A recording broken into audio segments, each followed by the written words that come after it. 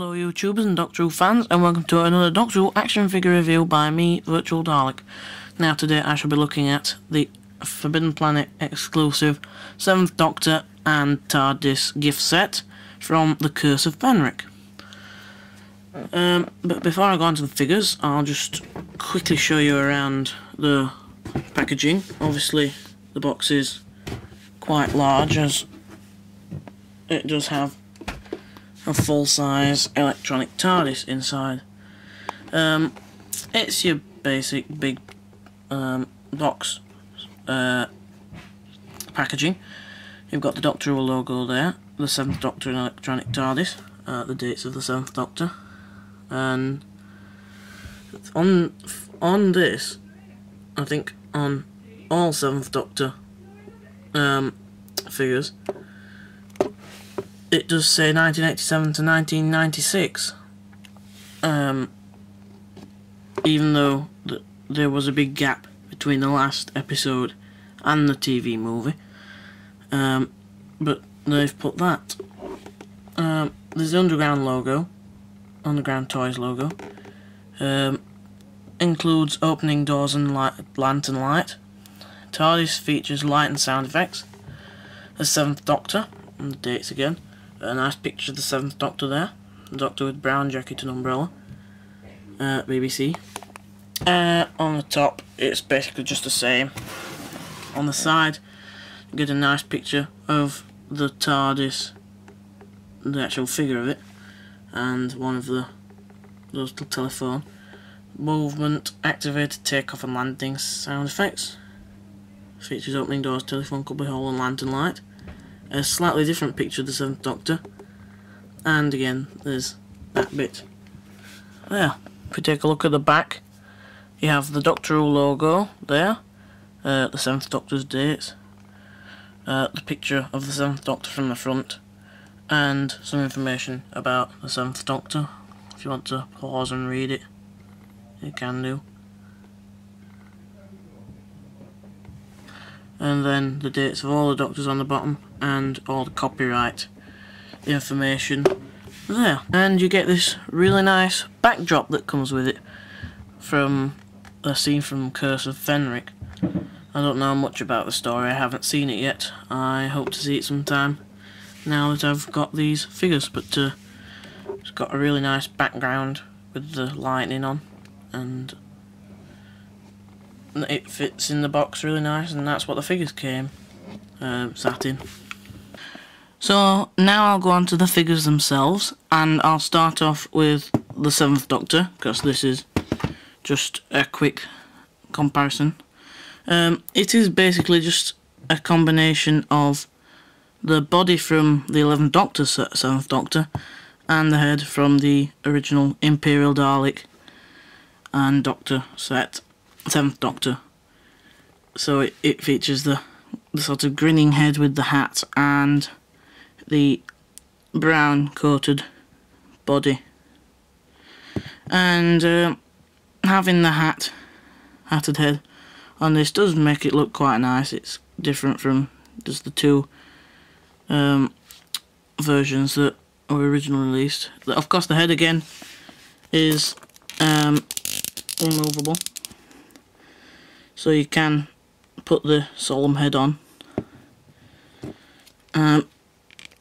because as I said in my 11 Doctors box set review, on this one, if it just let it focus,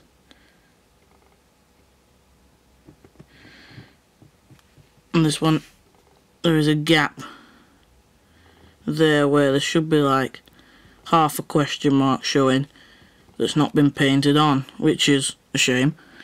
On this one there isn't that problem because the coat's quite a lot more fastened, so it's nice to have it like that instead. Now the main feature of this set is of course the fact that we now have a classic TARDIS.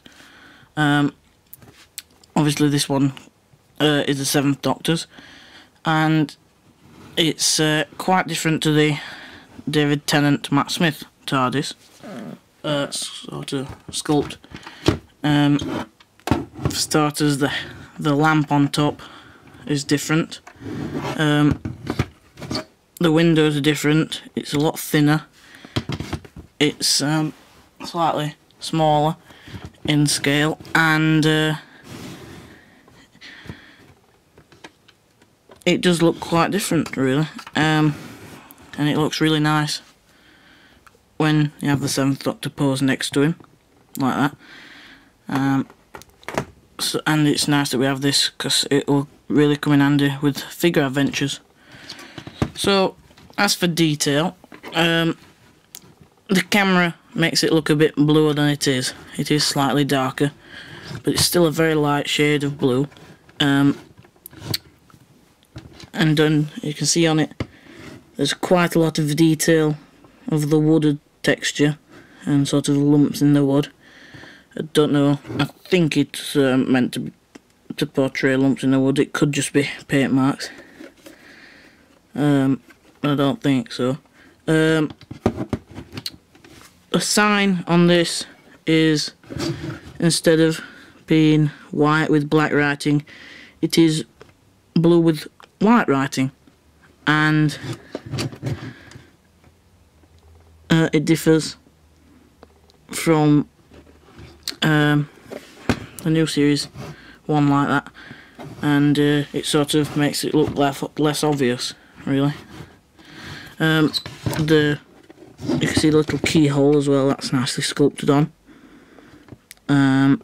The handles, and then the windows, they've got the sort of blue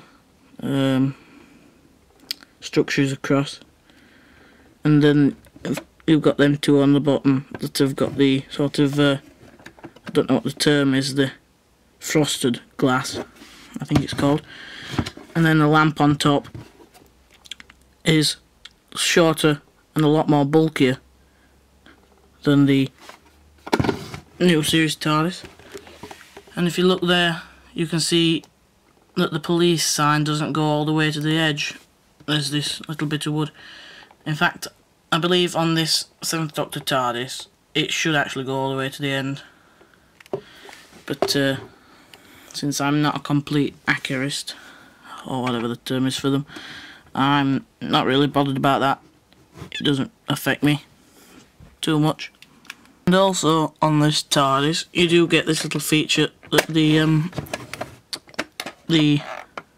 little sign, yeah, does open up to reveal the little telephone inside, if you can see that, and it is sculpted very nicely like that, and it does open. There is some kind of clip inside that keeps it back. There's no picture card inserted inside, because they didn't have one in them days. It was just I think they put a curtain at the back to cover the windows, and that was about it. The other door does open, but because of this little telephone box, it can't open all the way. It can only go to there, and there is a little button at the top which stops it from swinging about freely. And then you have the usual little button. You can just sort of see the outline of it that you press to release the door, as usual. And because this is an electronic TARDIS, you do get the lights and sound features. When you lift it up,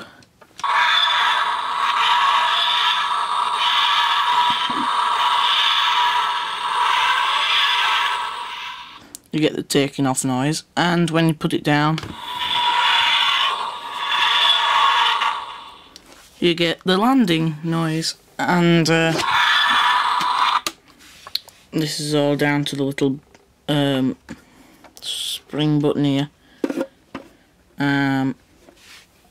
which obviously gets pressed up when it's down and released when you lift it up.